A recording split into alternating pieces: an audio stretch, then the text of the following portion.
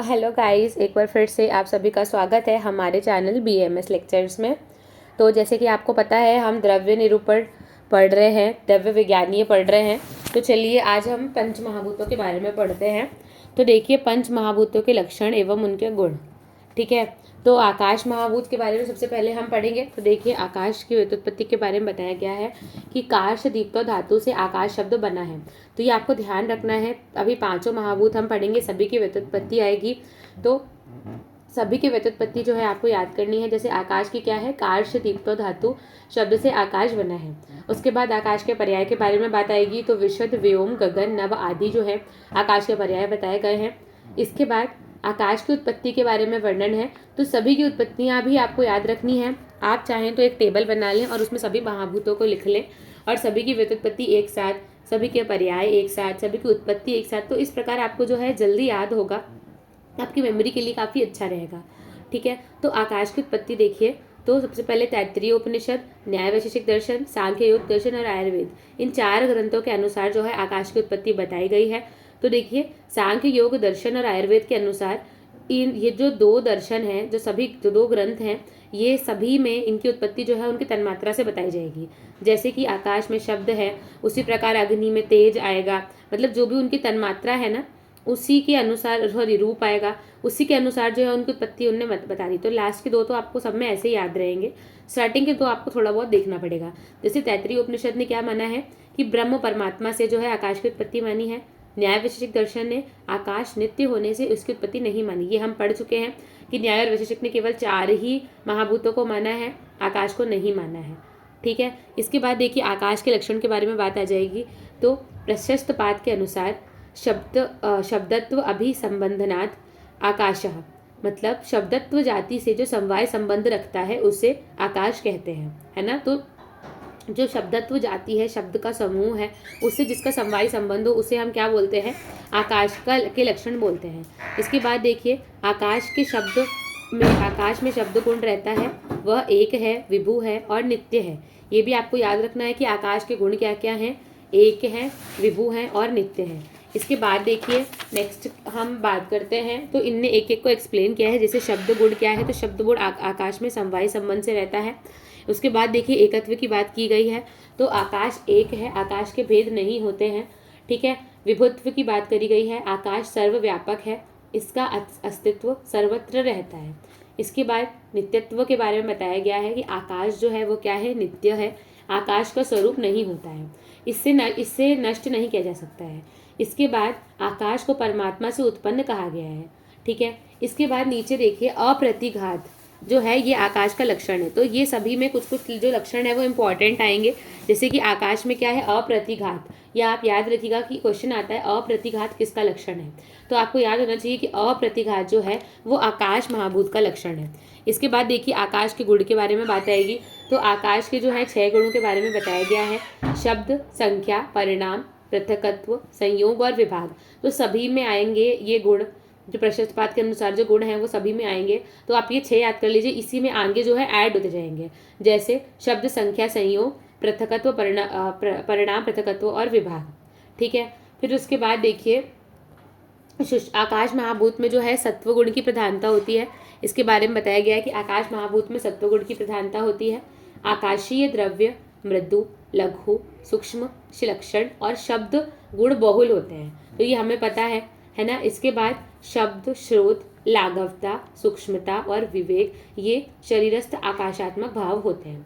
ठीक है, तो मतलब क्या हुआ कि जो हमारे शरीर में हम आकाश के गुण देख सकते हैं वो क्या क्या है, उनके बारे में बताया गया है। ठीक है, इसके बाद देखिए, आकाश महाभूत का चिकित्सकीय महत्व।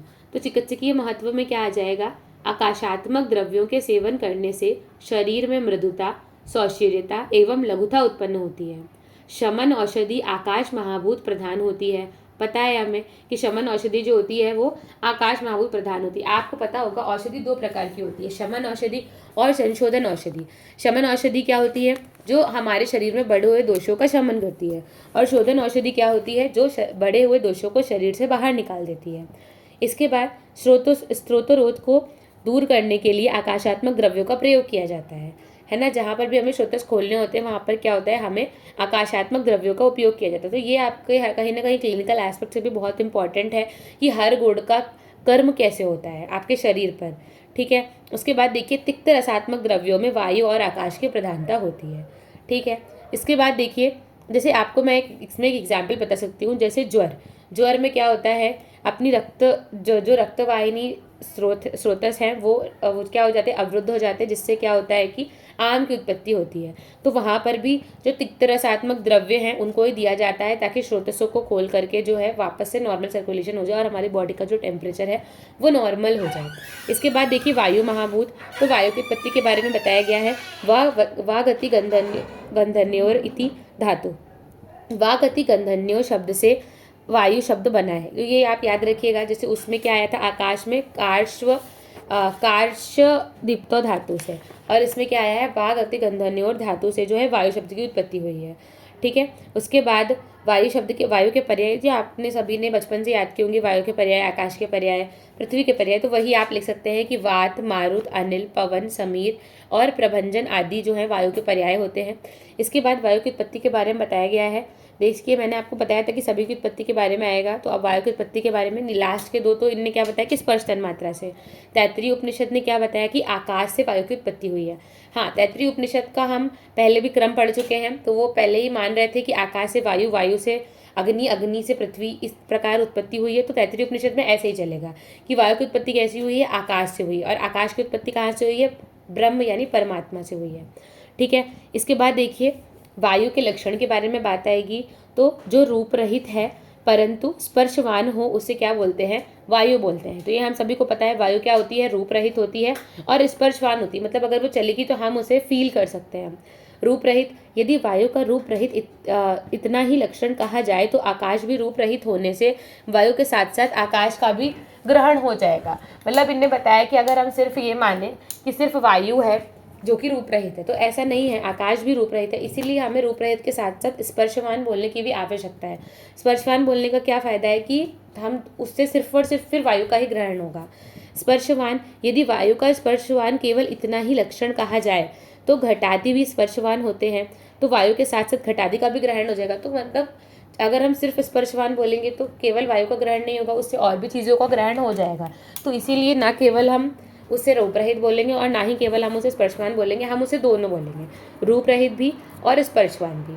उसके बाद देखिए वायु को आकाश से उत्पन्न कहा गया है ना। इसके बाद चलत्व या वायु का लक्षण है, तो इसमें इंपॉर्टेंट क्या है, चलत्व। उसमें क्या था, अप्रतिघात आकाश का लक्षण था, और वायु का लक्षण क्या है, चलत्व। इसके बाद देखिए वायु के गुणों के बारे में बता जाएगी, तो वायु के 9 गुण होते हैं। कौन कौन से, स्पर्श, संख्या, परिणाम, पृथकत्व, विभाग, अपरत्व, संयोग, परत्व और संस्कार। तो 6 में पहले 6 थे, अब 3 और ऐड हो गए हैं, तो अब कितने गुण हो गए, 9। तो इनके नाम आप याद करिएगा, जैसे कि मैंने आपको पहले भी कहा था कि आपको नाम याद करने पड़ेंगे। उसके बाद देखिए हम आएंगे वायु के भेद में। एक और बात, वायु में जो है रजगुण प्रधान होता है, ये हमें पता है। आकाश में सत्वगुण प्रधान होता है और वायु में जो है रजगुण प्रधान होता है, ठीक है। वायवीय द्रव्य लघु, शीत, रुक्ष, खर, विशद, सूक्ष्म और स्पर्श गुण बहुल होते हैं। इसके बाद देखिए वायु के भेद के बारे में बात की गई है। तो जो वायु के भेद हैं ये बहुत इंपॉर्टेंट है, आपको ये टेबल याद करनी पड़ेगी कि वायु के 2 भेद होते हैं, नित्य और अनित्य। नित्य क्या होती है, परमाणु रूप, और अनित्य क्या होती है, कार्य रूप। अनित्य में भी 3 प्रकार से आएंगे, शरीर संज्ञक, इंद्रिय संज्ञक और विषय संज्ञक, ठीक है। शरीर संज्ञक यानी अयोनिज वायु लोक के जो हैं, इंद्रिय संज्ञक यानी जो त्वग इंद्रिय के हैं, और विषय संज्ञक यानी शरीरगत और लोकगत। तो शरीरगत में प्राणवायु और लोकगत में वृक्षादि का कंपन जो है वो लोकगत वायु में आएगा, ठीक है। तो शरीरगत वायु में उपाधि भेद से फिर से 5 प्रकार की वायु हमें पता है, प्राण वायु, व्यान वायु, अपान वायु, उदान वायु और समान वायु, ठीक है। इसके बाद देखिए अप्लाइड एस्पेक्ट। इसका अप्लाइड एस्पेक्ट क्या है, वायु महाभूत का चिकित्सकीय महत्व क्या है कि व्यायात्मक द्रव्यों के सेवन से शरीर में रुक्षता, ग्लानि, गतिशीलता, विशदता और लघुता उत्पन्न होती है, ठीक है। अधिकतम औषध सेवन काल का आधार वायु ही है, ठीक है। उसके बाद अपतर्पणार्थ व्यायात्मक द्रव्यों का प्रयोग किया जाता है, मतलब अपतर्पण के लिए जो है जो वायुगुण प्रधान द्रव्य हैं उनका प्रयोग किया जाता है। आपको पता होगा मेडिसिन जो थेरेपी होती है वो 2 प्रकार से की जाती है, संतर्पणजन्य और अपतर्पणजन्य। संतर्पणजन्य उन व्याधियों में की जाती है जिनमें रुक्षता होती है, पहले से वायुगुण प्रधान होता है, उनमें हम संतर्पणजन्य जो है चिकित्सा करते हैं। और अपतर्पणजन्य चिकित्सा किसमें की जाती है? अपतर्पणजन्य चिकित्सा उनमें की जाती है जिनमें की जो है ऑलरेडी मतलब बहुत ज़्यादा स्निग्धता होती है, उनमें रुक्षता अपन को लानी होती है, जहाँ पर बेसिकली अपन को कर्षण कराना होता है, वहाँ पर हम अपतर्पण जन्य चिकित्सा करते हैं, क्योंकि वायु का गुण क्या होता है? रुक्षता उत्पन्न करना। उसके बाद देखिए, शरीरस्थ भाव पदार्थों में प्रेरणा, उत्साह और चलत्व उत्पन्न करने के लिए वायु ही कारण है। ठीक है। तिक्त रसात्मक द्रव्यों में वायु और आकाश ही प्रधान होती है। ठीक। उसके बाद कटु रसात्मक द्रव्यों में भी वायु और अग्नि की प्रधानता होती है। ठीक है। इसके बाद तीसरा आ जाता है अग्नि या फिर तेज महाभूत। ठीक है। तो अग्नि या फिर तेज महाभूत में देखिए तेज की व्याख्या कैसे करी गई है? तेजत्व अभिसंबंधनात् तेजः, अर्थात तेजत्व जाति से जो समवाय संबंध रखता है उसे क्या बोलते हैं? तेज बोलते हैं। तेज के पर्याय क्या क्या आते हैं? अग्नि, अनल, वहन, औदर्य और आदि। ठीक है। आरहत किसका पर्याय है? आरहत हमने दर्शन पढ़ चुके हैं, आपको पता हो, अगर आप किसी में से याद हो किसी को भी कि आरहत किसका पर्याय है तो कमेंट करके ज़रूर बताएं। उसके बाद देखिए तेज की उत्पत्ति, है ना, तो तैत्तिरीय उपनिषद, न्याय वैशेषिक दर्शन के अनुसार, सांख्य योग दर्शन के अनुसार और आयुर्वेद के अनुसार। तो तैत्तिरीय उपनिषद में हमें पता है क्या बोलेगा? अग्नि की उत्पत्ति वायु से हुई है। न्याय वैशेषिक दर्शन में तेज परमाणु से और बाकी 2 में रूप तन मात्रा से। ठीक है। इसके बाद देखिए वायु के लक्षण, तेज के लक्षण के बारे में बात करी गई है।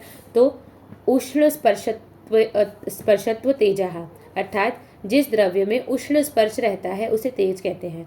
किसी भी द्रव्य में जो उष्णता पाई जाती है वह तेज के संयोग से ही होती है। ठीक है। उसके बाद नीचे देखिए अग्नि को वायु से उत्पन्न कहा गया है, तो ये हम पढ़ चुके हैं कि अग्नि जो है उसको वायु से ही उत्पन्न होती है। उसके बाद देखिए वैशेषिक दर्शन के अनुसार तेज में रूप और स्पर्श दोनों होते हैं। तेज का रूप भास्वर शुक्ल है और स्पर्श क्या है? उष्ण है। तो ये आपको याद करना पड़ेगा कि तेज का जो है रूप क्या है? भास्वर शुक्ल है, और उसका जो स्पर्श है वो कैसा है? उष्ण है। और इसका जो स्पेसिफिक लक्षण है तेज का वो क्या है? उष्णत्व है। जैसे आकाश का क्या था? अप्रतिघात, वायु का क्या था? चलत्व, और तेज का क्या है? उष्णत्व। ठीक है। इसके बाद देखिए तेज के गुण, तो यहाँ पर कितने गुण हैं? 12 गुण हैं। सबसे पहले हमने क्या पढ़ा था? आकाश, आकाश के कितने गुण थे? 6 गुण थे।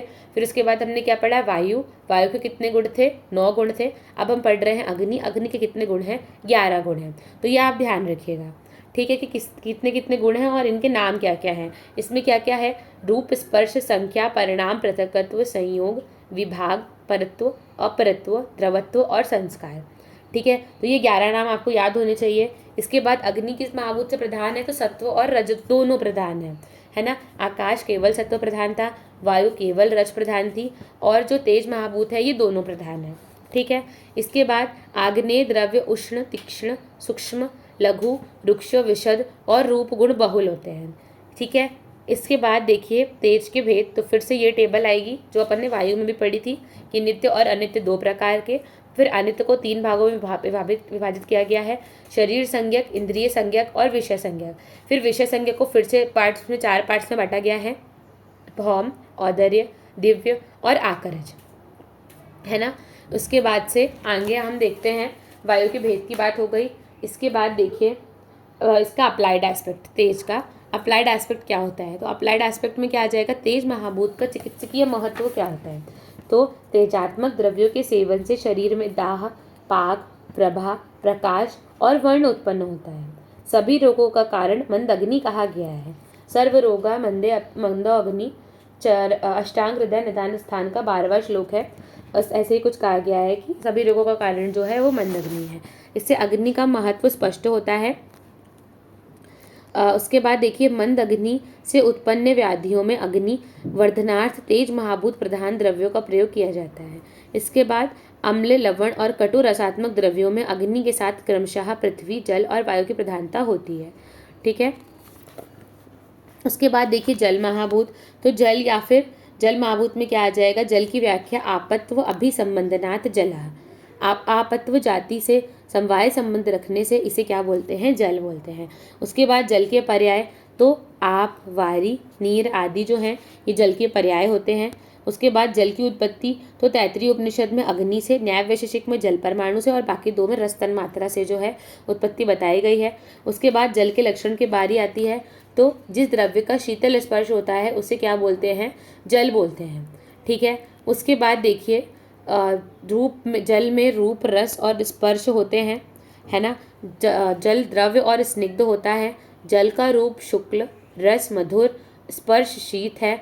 द्रव और स्निग्ध होने से जल में सांसिधिक लक्षण होते हैं। ठीक है, इसके बाद इसका इंपॉर्टेंट लक्षण क्या है, द्रवत्व है। ठीक है, इसके बाद देखिए जल के गुण की बारी आ जाएगी। तो जल के कितने गुण हैं, 14 गुण बताए गए हैं। सबसे पहले 6, फिर 9, फिर 11 और अब कितने गुण बताए गए हैं, 14। 14 गुण कौन कौन से हैं, रूप, रस, स्पर्श, द्रवत्व, स्नेह, संख्या, परिमाण, पृथकत्व, संयोग, विभाग, परत्व, अपरत्व, गुरुत्व, संस्कार। इसके बाद देखिए रूप, तो जल का अभास्कर शुक्ल रूप होता है ना। इसके बाद आते हैं जल के भेद के बारे में। तो जल के भेद जैसे हमने आकाश में पढ़े, सभी के अलग अलग भेद पढ़े, ऐसे ही अब हम क्या पढ़ रहे हैं, जल के भेद पढ़ रहे हैं। तो जल के भेद में क्या बात आ जाएगी, तो देखिए जल के भेद में आपके सबसे पहले हम आते हैं नित्य और अनित्य में। तो नित्य और अनित्य दो भाग होते हैं, जिसमें से अनित्य में क्या आएंगे, शरीर संज्ञक, इंद्रिय संज्ञक और विषय संज्ञक। ठीक है, इसके बाद देखिए जल की अवस्थाएं। तो जल की 4 अवस्थाएं बताई गई हैं, अम्ब, मरीचि, मर और अप। अम्ब में क्या होता है, सूर्यमंडल के ऊपरी भाग में स्थित अवकाश में रहने वाले जल को क्या बोलते हैं, अम्ब बोलते हैं। मरीचि किसे बोलते हैं, अंतरिक्ष में स्थित जल को क्या बोलते हैं, मरीचि बोलते हैं। यह जल सूर्यमंडल और पृथ्वी के बीच में होता है। ठीक है, मर किस में होता है, धरती पर स्थित जल को क्या बोलते हैं, मर बोलते हैं। और पृथ्वी के भीतर स्थित जल को क्या बोलते हैं, अप बोलते हैं। तो सबसे नीचे क्या आ गया, जो पृथ्वी के नीचे है अप, जो पृथ्वी पर है उसको क्या बोलेंगे, मर। जो पृथ्वी और सूर्यमंडल के बीच में उसे क्या बोलेंगे, मरीचि।